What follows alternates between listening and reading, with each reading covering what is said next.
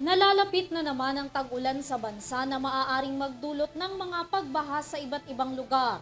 Kaya naman pangamba ng Department of Education o DepEd, posible na namang maggamit ang mga paaralan bilang evacuation center na magdudulot lamang daw ng pagkaantala ng mga pasok ng mga estudyante.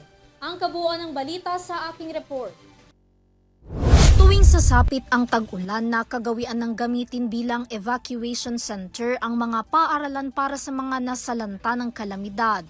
Kaya naman ang mga estudyante imbis na nakakabalik kaagad sa mga paaralan, hindi kaagad makapasok dahil walang magamit na silid-aralan.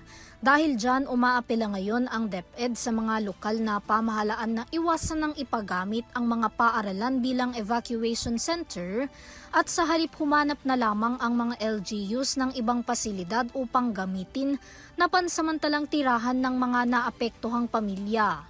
Matatandaang naglabas noon ang ahensya ng DepEd Order 37 na dapat 15 araw lamang mananatili sa mga paaralan ang mga naapektuhan ng kalamidad.